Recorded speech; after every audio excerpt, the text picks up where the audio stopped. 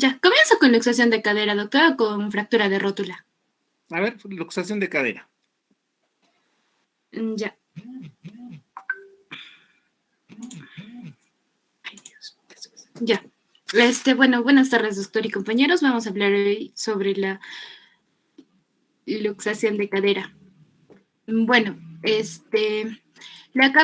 vamos a hablar sobre la cápsula y los ligamentos de la cadera. La cápsula de la cadera se va a anclar de manera anterior y posterior a lo largo de la periferia del acetábulo por fuera del labrum y inferiormente por la cápsula de la cadera va a estar unida al labrum acetabular.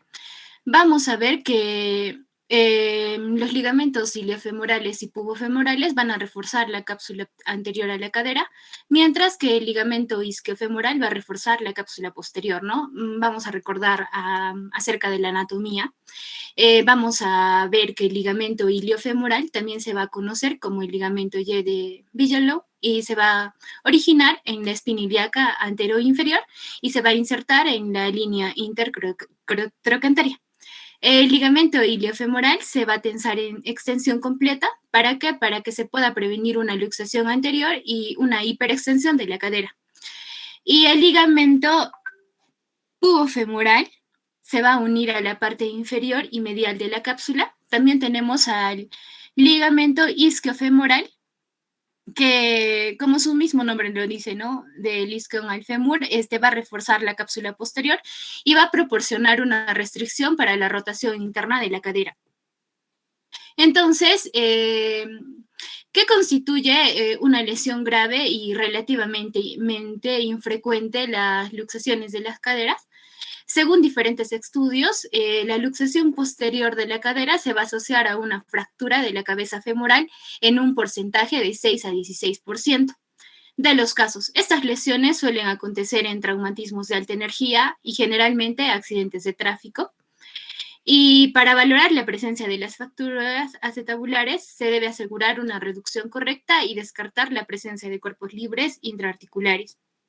Entonces, ¿cuál es el mecanismo de producción? Pues vamos a ver que estos traumatismos generalmente son de alta energía, en la mayoría en pacientes politraumatizados y puede producirse en la cabeza o el cuello femoral o el acetábulo.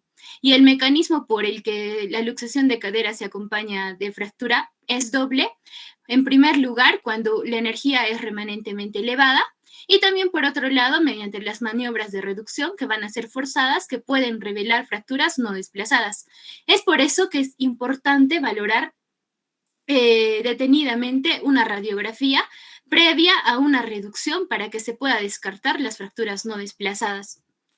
Clínicamente vamos a observar que cualquier tipo de luxación o de esta fractura se va a tratar de una emergencia traumatológica. No se debe olvidar valorar el estado de la piel y descartar lesiones cutáneas de la cadera, como por ejemplo la lesión de Morel-Lavalle.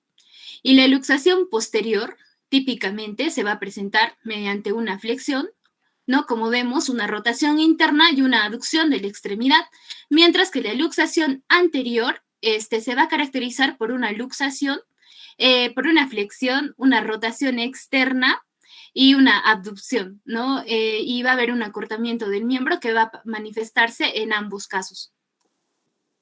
En la clasificación de las luxaciones de la cadera tenemos de 3 tipos. Las anteriores, que puede ser por una caída con golpe sobre el muslo, cuando la cadera está en aducción y rotación externa. Pueden ser inferiores, erectas, superiores, obturatrices y púbicas. En posteriores va a ocurrir en el 90% de los casos y se produce por un impacto directo sobre el fémur distal, y en centrales el traumatismo lateral sobre tocante mayor. Vamos a la clasificación de Epstein sobre las luxaciones anteriores de la cadera. Vemos acá el tipo 1, vamos a hablar de las luxaciones superiores, incluyendo la luxación púbica y la subespinosa. La 1A vemos que no hay una fractura asociada, la 1B hay una asociada que es a una fractura o a una impactación sobre la cabeza del fémur. Y la 1C, pues acá va a estar asociada a una fractura del acetábulo. En las tipo 2 vamos a hablar de las luxaciones inferiores. Y este va a incluir tanto a la luxación obturatriz y a la perineal. Entonces, en la 2A podemos ver que no hay una fractura asociada. En la 2B está asociada una fractura a una impactación de la cabeza del fémur, y en la 2C esta va a estar asociada a una fractura del acetábulo. En la clasificación de Thompson y Ester de las luxaciones posteriores de la cadera, vamos a ver que el tipo 1 va a ser una luxación simple con o sin fragmento insignificante de la pared posterior. En el tipo 2 vamos a ver una luxación que va a estar asociada a un gran fragmento de la pared posterior.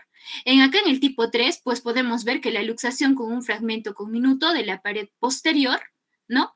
Y en el tipo 4 vamos a hablar de una luxación simple, con una fractura del suelo del acetábulo, y en el tipo 5 la luxación con una fractura de la cabeza del fémur, como vemos, ¿no?, en las imágenes. También tenemos a la clasificación de Pipkin.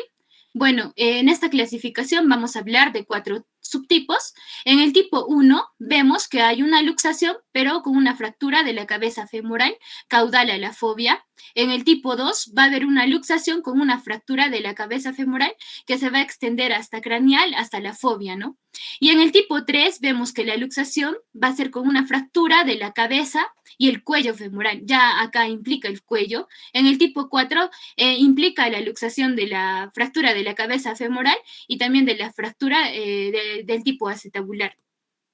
Acá en la clasificación de Lowell, de las luxaciones centrales de la cadera, vemos que vamos a clasificarlas en 4, ¿no? No desplazadas, fracturas de la pared interna, fracturas del techo del acetábulo y fracturas de estallidos del acetábulo. Y bueno, por último, hablamos del tratamiento. Los objetivos del tratamiento de estas fracturas y estas luxaciones agudas de la cabeza del femoral van a ser primeramente, ¿qué se va a buscar? Obtener una reducción anatómica, también restaurar la estabilidad, también retirar los cuerpos libres intraarticulares. ¿Y cuándo vamos a hablar de un tratamiento de urgencia? Cuando la luxación de la cadera, que va a tener o no fractura de la cabeza o el cuello femoral o también de la pared acetabular posterior, va a ser una emergencia traumatológica y esta va a requerir una reducción inmediata. Y también si es que va a haber una incidencia de necrosis avascular, ya que este va a aumentar proporcionalmente con el tiempo transcurrido entre la lesión y la reducción, sobre todo si hablamos de un tiempo de 6 a 12 horas. Entonces hay que tener en cuenta de que si la luxación va a ser irreductible o se va a asociar a una fractura del cuello femoral, debe realizarse una reducción abierta urgentemente, y van a existir varias maniobras de reducción cerrada, en donde vamos a destacar 3, ¿no? La Alice, la Bilogo y la Stimson. Y se debe de realizar una reducción cerrada bajo anestesia general, donde va a haber una relajación muscular adecuada, siempre y cuando también se hayan descartado una fractura asociada del cuello femoral. Si este existe, se va a contraindicar la reducción cerrada. Y acá vamos a hablar, ¿no?, de las 3 maniobras que he mencionado para la reducción, y vemos a la maniobra de Alice, que va a estar indicada en luxaciones anteriores y posteriores, y se va a realizar, como vemos, mediante una tracción constante en el eje del fémur. Va a hacerse presión sobre la cara medial del muslo con rotación interna y externas alternas, y también va a haber aducción, ¿no? Y también lo más cómodo y práctico para realizar esta maniobra consiste en que el paciente se tiene que colocar en el suelo y se debe de cargar con la extremidad colocando al hueco popliteo sobre el hombro del cirujano.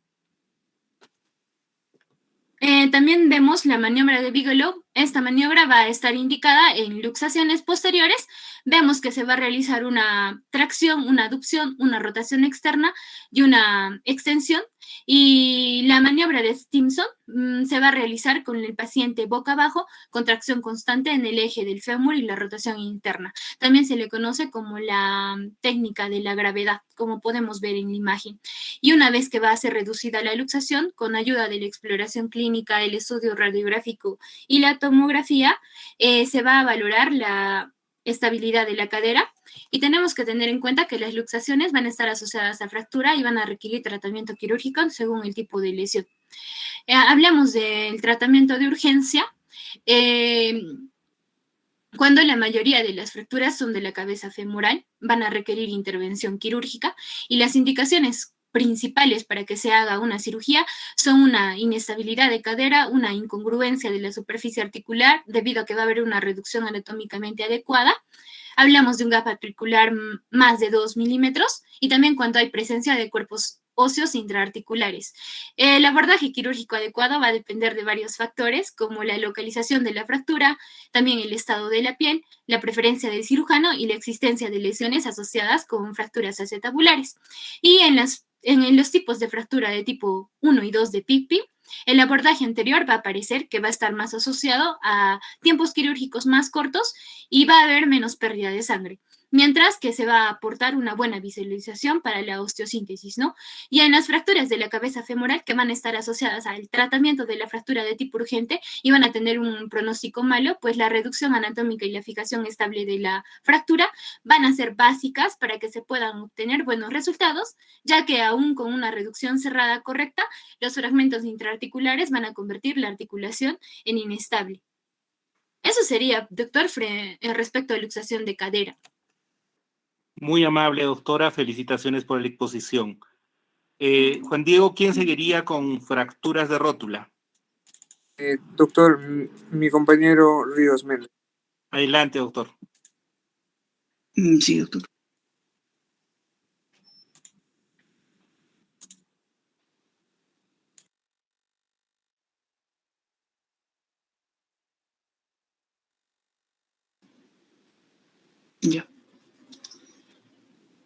Ya, ahora voy a pasar a hablar acerca de la fractura de rótula.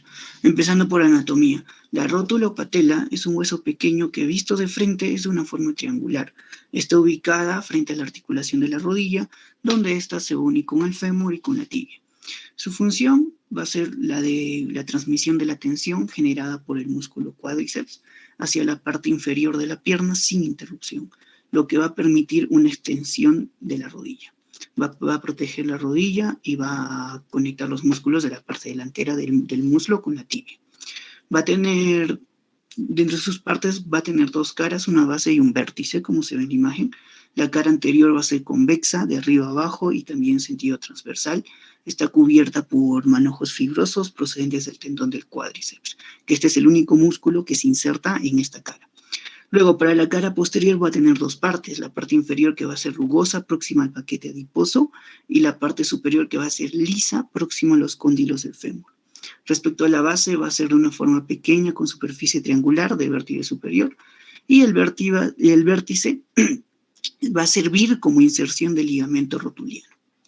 Otra cosa importante decir es la vascularización, que esta va a provenir de las arterias de la rodilla, de la rama de la arteria poplitea, que estas van a ser tres principalmente: las arterias superiores, laterales y mediales de la rodilla, las arterias inferiores, laterales y mediales de la rodilla, y las arterias descendentes y anterior de la rodilla. Estas arterias van a formar la anastomosis rotuliana, que va a irrigar a la rótula y a las articulaciones de la rodilla.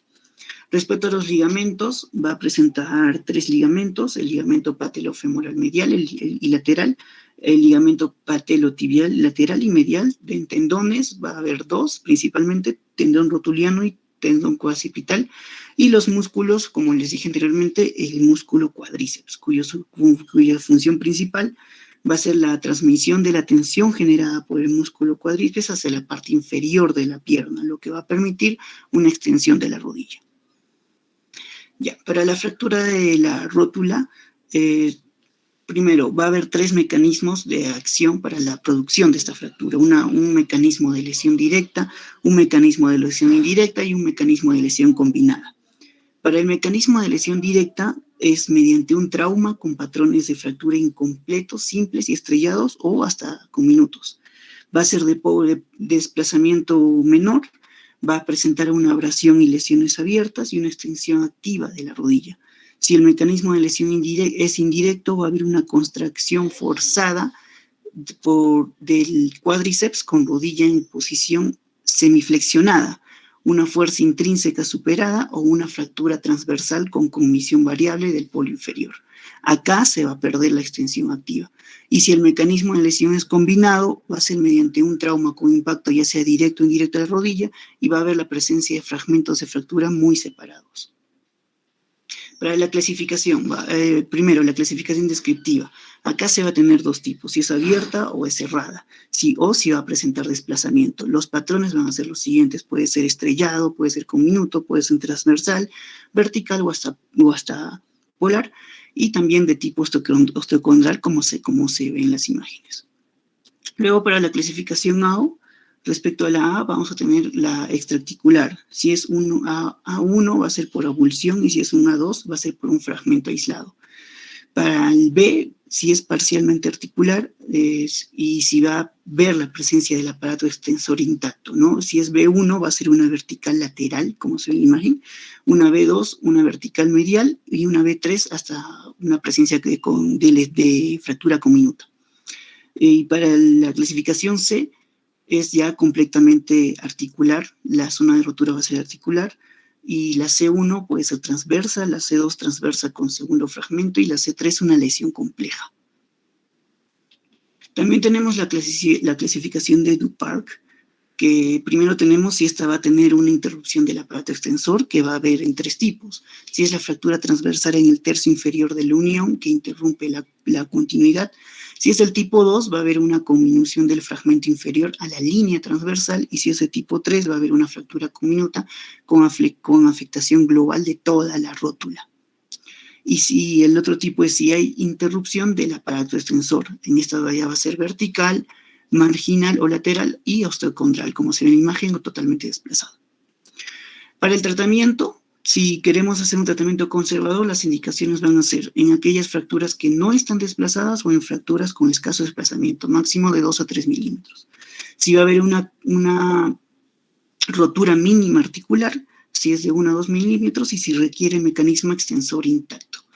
Para el plan de tratamiento se le coloca un yeso cilíndrico durante 4 o 6 semanas con un apoyo de extremidad progresiva a tolerancia y con apoyo de muletas, como se ve en la imagen.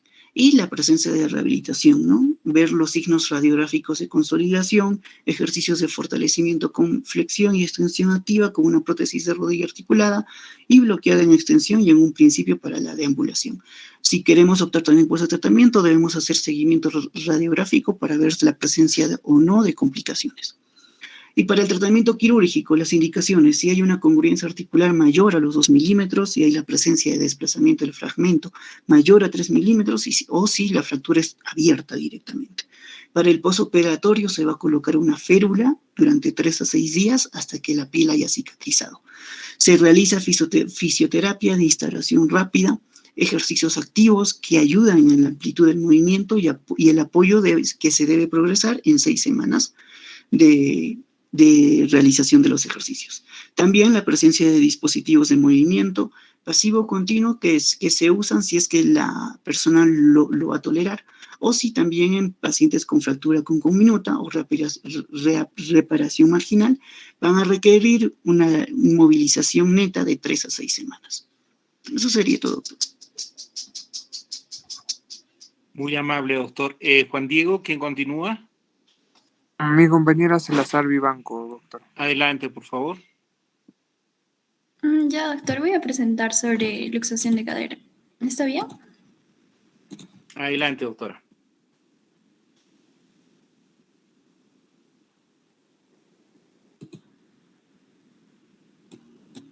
Ya, doctor. Vamos a ver de que la luxación de cadera, bueno, principalmente la cadera va a ser una articulación grande. En ella, la cabeza del fémur se introduce en una cavidad formada por el hueso de la cadera, denominada acetábulo, y una fractura de cadera va a ser una ruptura de la cabeza del fémur, ¿no?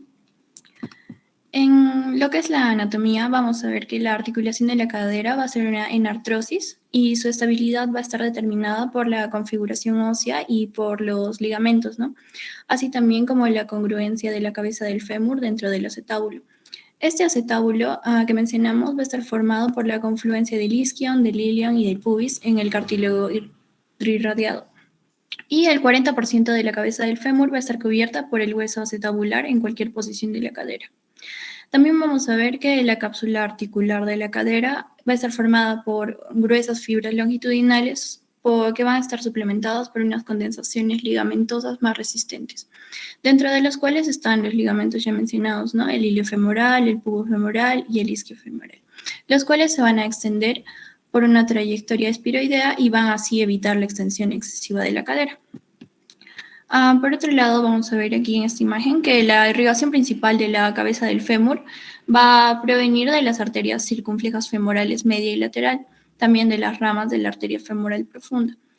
En lo que sería la base del cuello del fémur, se va a formar un anillo vascular extracapsular y este va a emitir ramas cervicales ascendentes que así van a poder perforar la articulación de la cadera a nivel de las inserciones capsulares.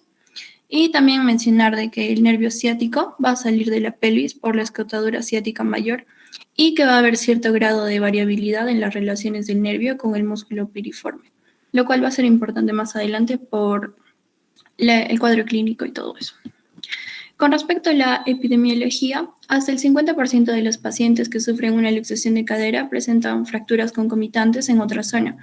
Y también los ocupantes de un automóvil que no llevan ningún sistema de sujeción van a presentar un riesgo de sufrir una luxación de cadera mucho mayor que los que sí lo llevan. Y las luxaciones anteriores constituyen del 10 al 15% de las luxaciones traumáticas de la cadera. Con respecto al mecanismo de producción, la luxación de cadera se produce generalmente en traumatismos de alta energía, siendo en su mayoría pacientes politraumatizados. Y estas luxaciones pueden ser posteriores, las más frecuentes por traumatismo anteroposterior con cadera y rodilla, los anteriores por hiperabducción o hiperextensión, y también hay unas denominadas luxaciones centrales, las cuales están mal denominadas, ya que entre otros mecanismos se producen por un traumatismo directo sobre el trocánter mayor. Con respecto a la clasificación, ya se mencionó de que pueden ser anteriores o posteriores. Las anteriores se van a subdividir en inferiores, erectas, superiores, obturatrices y púbicas. Y también podemos hablar de luxaciones habituales, subluxaciones traumáticas y luxaciones centrales. Las luxaciones posteriores van a comprender del 85 al 90% y van a ser traumatismos sobre la rodilla flexionada. Puede ser una luxación sin fractura, que se puede dar en una posición neutra o ligeramente aducida, o una luxación con fractura que va a dar una ligera abducción. Por otro lado, las luxaciones anteriores se van a presentar en un 15% y van a ser habituales en motociclistas. De esta va a haber dos tipos: la luxación inferior, como mencioné, la obturatriz, que puede darse por una abducción, rotación externa y flexión, y la luxación superior, o ilíaca o pública, dada por una abducción, rotación externa y extensión. Y también en algunos casos se da la bilateral, dada por un traumatismo sobre rodilla flexionada y por traumatismos combinados. Con respecto a la clasificación, la más importante para las luxaciones posteriores de cadera, según la gravedad y de las fracturas acetabulares y las de cuello femoral, tenemos la de Thompson y Epstein, que se da en 5 tipos. El tipo 1 va a ser una luxación sin fractura. El segundo va a ser con una fractura simple de la ceja posterior del acetábulo. El tercero, con una fractura conminuta de la ceja posterior del acetábulo. Y el cuarto, una luxación con fractura del techo acetabular. El quinto ya va a ser una luxación con fractura de la cabeza femoral. Con respecto a las luxaciones anteriores, vamos a tener la clasificación de Epstein, que va a darse en 2 tipos. La primera va a ser las luxaciones superiores, la púbica o la subespinosa, que se subdivide en 3. La 1A sin fracturas asociadas, la 1B con una fractura asociada o impactación de cabeza del fémur, y la 1C una fractura asociada a acetábulo. La tipo 2 son luxaciones inferiores, también denominadas obturatriz o perineal. Y con respecto al tratamiento, debemos considerar de que esta reducción debe ser rápida, pero en lo mejor sería menor a 12 horas. Y tenemos la opción de usar una reducción cerrada o una reducción abierta, y también puede hacerse un seguimiento mediante la artroscopía.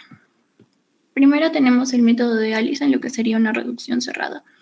Esta va a ser una maniobra que va a estar indicada en luxaciones anteriores y posteriores y se va a realizar mediante la tracción constante en el eje del fémur. Se va a dar presión sobre la cara medial del muslo con rotación interna y externa, alternas y aducción.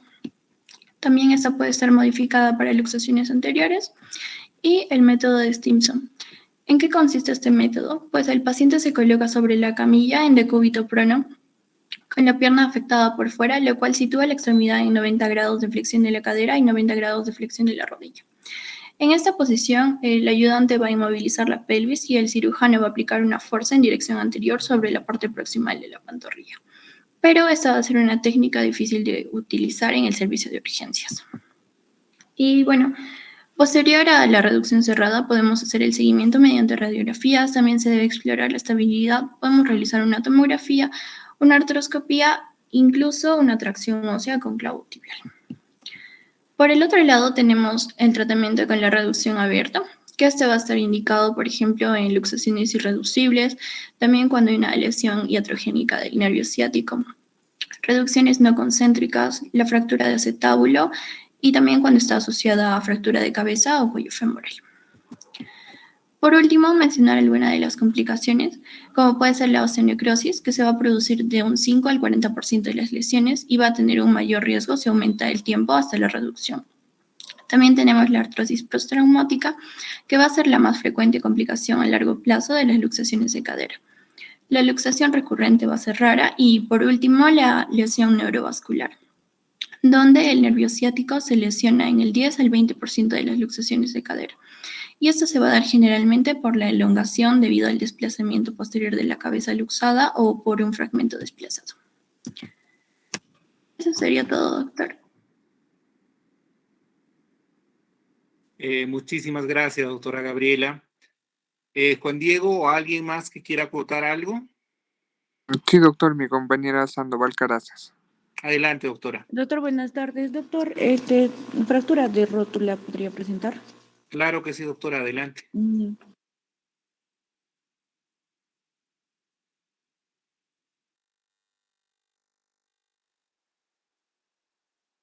¿Se logra ver? Sí, doctora, se visualiza. Adelante, por favor. Ya. Bueno, la definición de una fractura de rótula, bueno, su comportamiento va a variar en función de la intensidad del trauma. Bueno, la función de la rótula es, bueno, la extensión de rodilla y verdadero parachoque, ¿no?, de la articulación femorotibial. El desarrollo tecnológico, medios de transporte y práctica deportiva en ancianos va a ser un incremento en la incidencia. Epidemiológicamente representa el 1% de todas las lesiones esqueléticas, considerando de un 10 a 20% que son abiertas, y la proporción hombre-mujeres de 2 a 1. El grupo de edad más frecuente es de 20 a 50 años, bueno, es escasa o nula aparición en niños, ¿no?, menores de 10 años. Las lesiones bilaterales son poco frecuentes. Tenemos mecanismos de lesión en directo, más frecuente lo que es el traumatismo sobre la cara anterior de la rodilla, flexión. Indirecto es menos frecuente, menor a 1%, es descrito en actividades gimnásticas o en la práctica del baloncesto, ¿no?, siendo el trazo de fractura generalmente transversal. También tenemos otro que es mixto, que es una contracción súbita del cuádriceps y la contrarresistencia del tendón rotuliano, una separación de fragmentos. Estrés producidas por sobreesfuerzos repetitivos y iatrogenia durante la extracción del injerto autólogo de tendón, ¿no?, rotuliano de cirugía. Bueno, en cuanto a la clasificación, tenemos, de acuerdo al grado de desplazamiento, lo que predice el tipo de tratamiento a realizar, ¿no? Tenemos lo que es desplazada, si hay más de 2 milímetros de separación articular o 3 milímetros de separación de los fragmentos de la fractura. No desplazada, tenemos lo que es abierta o cerrada, tenemos con un patrón transversal, que es la más frecuente y se suele producir por mecanismo indirecto. Vertical o longitudinal, estas son las menos frecuentes y se pueden producir en el medio de la rótula o como fracturas marginales, ¿no? Estrellado con minuta, abulsión, osteocondriales, acá unas imágenes, como vemos, ¿no? No desplazada, transversa, de polo superior o inferior, con minuta, como vemos, ¿no? Con minuta desplazada, vertical y osteocondrial. Bueno, tenemos la clasificación AO, que esta es clasificación, tiene extraarticular, intraarticular y articular completa, ¿no? Extraarticular, mecanismo extensor lesionado. Tenemos dentro de esto lo que es el A1 y el A2. El A1 es cuando hay abulsión y el A2 un fragmento aislado.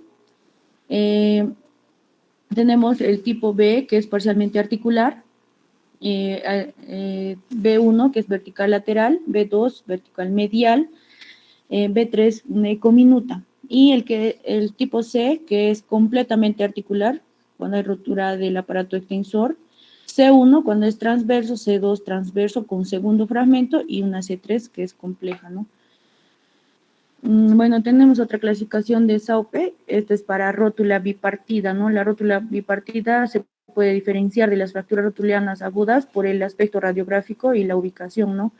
Ambas piezas de una rótula bipartida tienen bordes lisos y bien corticados y hay una separación mínima entre ellos, ¿no? Además, los centros de osificación secundarios aparecen en lugares específicos.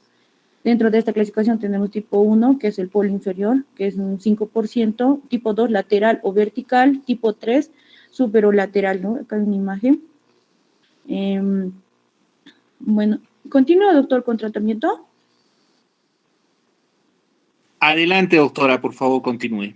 Bueno, el tratamiento, vamos a ver que en el tratamiento conservador está indicado cuando hay fracturas no desplazadas, fracturas con escaso desplazamiento, ¿no? De 2 a 3 milímetros, con mínima rotura articular de 1 a 2 milímetros, requiere mecanismo extensor intacto, puede ser con yeso cilíndrico durante 4 a 6 semanas y un apoyo de extremidad progresiva, ¿no? Bueno, también otro es la rehabilitación, ¿no? Se presentan signos radiológicos de consolidación, ejercicios de fortalecimiento con flexión y extensión activas, con una prótesis de rodilla articulada y bloqueada en extensión en un principio, ¿no? Para deambulación. Y luego tenemos lo que es el tratamiento quirúrgico. Bueno, está indicado para una reducción abierta y fijación interna cuando hay una incongruencia articular mayor a 2 milímetros, un desplazamiento del fragmento mayor a 3 milímetros, cuando hay fractura abierta, cuando es posoperatorio, colocar férula durante 3 a 6 días hasta que la piel haya cicatrizado, ¿no? También en fisioterapia de instalación rápida, ejercicios activos que ayuden en la amplitud del movimiento y el apoyo que debe progresar en 6 semanas, dispositivos de movimiento pasivo continuo que se usan si se tolera, y fracturas con cominuta o reparación marginal que requieren una inmovilización de 3 a 6 semanas. Bueno, un cuadro, ¿no? más simple para entender mejor el tratamiento. Bueno, sin desplazamiento, ¿no? Cuando hay mayor de 2 milímetros, un escalón articular, mayor a 3 milímetros de desplazamiento, con conminución severa, fracturas osteocondrales. Un tratamiento ortopédico es necesaria una inmovilización de 4 a 6 semanas. Bueno, se necesita un tratamiento quirúrgico, cerclaje con alambre. Bueno, eso no entendí muy bien. Tornillos interfragmentarios, cerclaje más tornillos, control de reducción por artroscopía, también puede ser una patelectomía parcial, una patelectomía total. Para fracturas osteocondrales, un control de la reducción por artroscopía, una fijación con agujas biodegradables. Bueno, y tengo imágenes. Eso sería todo, doctor. Ok, doctora, muchísimas gracias. Creo que ya hemos avanzado lo suficiente con las 4 exposiciones en relación a lo que son fracturas de rótula y luxaciones de cadera. Si hubiese alguna pregunta, por favor.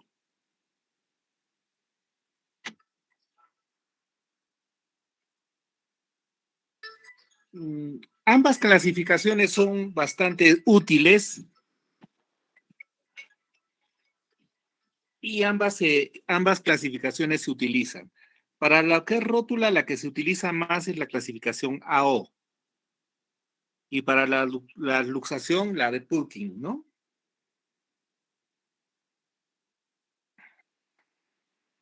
¿Alguna otra duda? Doctor, ¿ese cerclaje con alambre, para qué tipo de fractura se utiliza o cómo, en qué consiste? Ya, se llama la técnica de Obenke. Consiste en poner dos Kirchners dos Kirchners paralelos y perpendiculares a la fractura y se hace un cerclaje en 8 con un alambre. Eso se llama la técnica de Obenke y se utilizan para las fracturas transversales de rótula. Es las más frecuentes. También hay que ver que en algunos casos tenemos que hacer patelectomías, es decir, la resección de la rótula en su totalidad. Puede ser total, una patelectomía total o parcial, cuando la fractura es conminutada. El fin de del tratamiento de las fracturas de rótula son dos. Uno es reparar el aparato extensor. El aparato extensor está compuesto por el cuádriceps, el tendón cuadricipital, la rótula, el tendón patelar y el tubérculo anterior de la tibia. Todo eso se llama aparato extensor de la rodilla. Entonces, reparar el aparato extensor que se daña con mayor frecuencia por las fracturas de rótula es uno de los fines del tratamiento de las fracturas de rótula. Y otro es que la rótula en su carilla articular sea congruente. Al ser congruente, es decir, que no tenga ninguna escalera, vamos a evitar que en un futuro postfracturario se encuentre con una fractura con la producción de una artrosis. Gracias. ¿Alguna otra duda?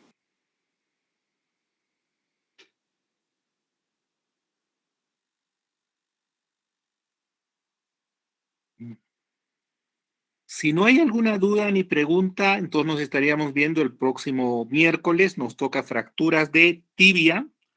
Vamos a hacer platillo tibial, tibia diaficiaria y para la subsiguiente clase estaríamos haciendo ya tobillo. ¿Ok? Y después Doctor, se nos viene disculpe ya una nuestro consulta. segundo examen. Perdón, ¿qué dice, doctora? Una consulta acerca de la Dígame. fractura de cadera y la luxación de cadera. Se toman diferentes clasificaciones. Esa era mi duda. Por ejemplo, en la fractura de cadera se tomaría la clasificación de Gardner. Ya, una cosa es luxación y otra cosa es fractura. Para lo Sí, que doctor. es fractura pura, es las de Gardner. Para la luxación ya utilizan otro tipo de clasificación. ¿Ya? Sí, doctor. Le quería consultar eso, doctor. ¿En el examen nos va a tomar acerca de luxación o de fractura? Vamos a ver fracturas de cadera también. Y Ya, también doctor. vamos a ver luxaciones. Bueno, ya hemos visto fracturas Gracias, de doctor. cadera y luxación también. ¿Cuál quieren que no entre? Ya, luxaciones no va a entrar, ¿ya? Fracturas de cadera entra. ¿Están de acuerdo? Sí, doctor. ¿O quieren que Gracias. entren las dos? Está bien fractura de cadera, doctor. Ok. Listo, doctor. A ver, Mauricio, dime. Sí, doctor, muy buenas tardes. Quisiera preguntarle algo, si nos podría explicar un poco sobre lo que es la fijación con cerclaje de alambre en banda de tensión para las fracturas de rótula. Es lo que les estaba explicando, ¿no? Es la técnica de Obenque o banda de tensión. Es un mecanismo de osteosíntesis que consiste en hacer la reducción de la fractura y estabilizarla a través de dos Kirchner. Los Kirchner son unos clavitos y que van perpendiculares al trazo de fractura, y encima de estos clavos se hace una especie de cerclaje en 8. Eso se llama banda de tensión. Es un mecanismo que, igual que en las fracturas de olecranon que hemos visto, que sirve para hacer la estabilización, la reducción y la compresión a la vez a través del mecanismo de flexo-extensión para que haya una consolidación primaria de la fractura. Esa es la banda de tensión o técnica de Obenque. Doctor, disculpe, y la modificada es con tornillos en vez de las agujas Kirchner, ¿verdad? Ya. La modificada puedes usar a tornillos. El problema es que los tornillos no tienen tanto dinamismo como las agujas Kirchner. O también se pueden usar la modificada cuando hay fracturas, digamos, no es solo una fractura transversal. La indicación de la banda de tensión son fracturas transversales, que se puede utilizar en otro tipo de fracturas, se puede utilizar, pero los resultados no son adecuados, para lo cual se ha hecho la técnica de lo Obenque modificado, banda de tensión modificada, que se agrega tornillos, generalmente tornillos de compresión, en los fragmentos periféricos de la fractura. Gracias, doctor. ¿Alguna otra duda, autores?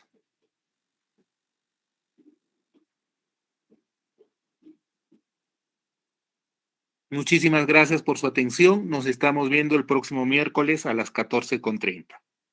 El método seguimos iguales. En este caso yo voy a escoger quien expone, ¿ya? La próxima vez. Gracias, Juan Diego. Gracias, doctor. autores. Buenas tardes. Cuídense. Gracias, doctor. Hasta luego. Gracias, doctor.